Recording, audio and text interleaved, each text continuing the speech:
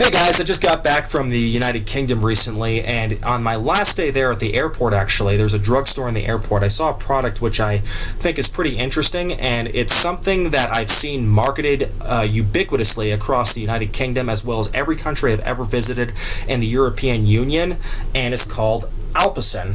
And this is a hair loss shampoo, not unlike Nizoral, except for in the case of Nizoral, that is marketed as an anti-dandruff shampoo, and the hair loss part of it is used off-label because of the active ingredient Ketoconazole, which is allegedly used to treat male pattern baldness because it has anti-androgenic properties or so. Now, getting into that really quickly, even though I've created a video about that before, I do not think Nizoral is an effective product, especially by itself, just because even if the claims that are made about it are true, that it has anti-androgens in it and therefore can combat the androgens on the scalp, you don't leave it on your scalp long enough for it to really have any kind of beneficial effects or for it to absorb effectively.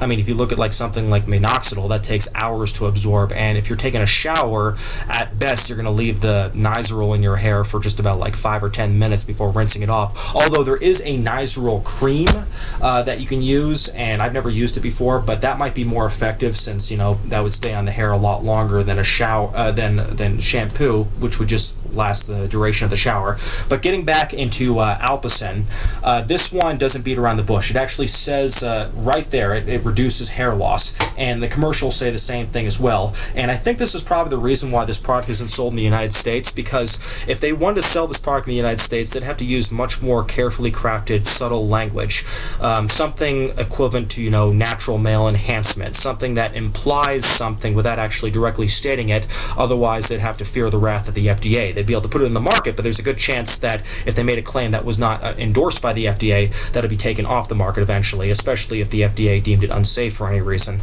So anyways, the active ingredient is caffeine, and even though I haven't used this product very long, that fact alone about the shampoo is enough for me to determine that this is a scam product. It's completely bunk. It doesn't do anything whatsoever to combat male pattern baldness or any form of hair loss whatsoever, because if having researched the product and the claims they made, they talk about the blood flow theory, and for those who don't know, the blood flow theory is the idea that hair loss is caused due to poor circulation in the scalp, which is complete bullshit, because if that were true, then cardiovascular specialists and doctors could determine that hair loss is an early warning sign of a stroke, since it shows poor blood flow to the cranial region of the body and the head. And that's obviously not the case right there. And so we know for a fact, even dating back to antiquity, if you go back to ancient times, that the underlying root of male pattern baldness is in fact androgen, specifically DHT. Even Socrates noticed that eunuchs very seldom went bald.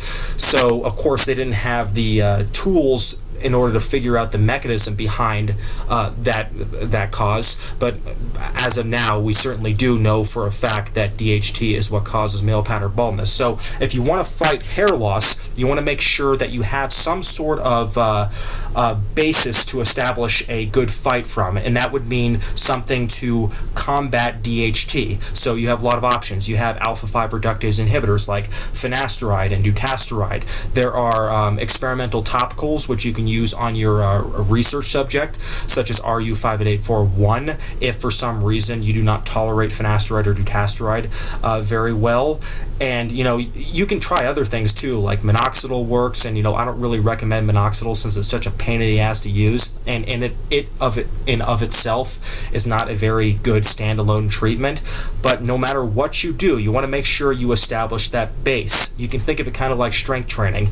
Like if you want to get into bodybuilding or like, you know, develop speed and agility for a sport, that's fine, but make sure you establish that base first, that strength base. You want to establish a similar kind of base like that with hair loss. You want to make sure that base is you got the DHT under control, and you're not going to do that with something like this, because caffeine doesn't do anything to combat DHT whatsoever. If that were the case, none of us would want to drink coffee, since we wouldn't want to be taking oral anti-androgen, or you know, in this case, if it only inhibits DHT, we could actually use this as a we can drink coffee and we wouldn't have to even worry about finasteride. So anyways, I'm rambling on a little bit, so I'll just go ahead and conclude this.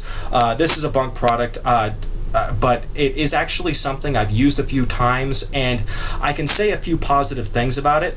And one of the cool things about this product, even though it doesn't do anything for hair loss, is that it does have no softening silicones in it. It even markets that on the back, and that's good, because a lot of products, shampoo products in the United States at least, have these softening silicones, and what these do is that they give the hair kind of a shiny, like a kind of a shiny look, but I find that they weigh down the hair, and the big problem with that is that it makes your hair look very, very flat, and that's a big problem for me, especially because I have very fine hair. Now, fine hair is not the same thing as thin hair. Fine hair just means that the hair has a shorter diameter on the shaft compared to people who have thick or coarse hair. It doesn't mean that there are fewer hairs per cubic centimeter on the scalp anywhere whatsoever. But if you have fine hair and you're using a shampoo that weighs down the hair, it's going to make the the hair look very flat, and it's going to make it very easy for people to see your scalp, even if you do have a full head of hair.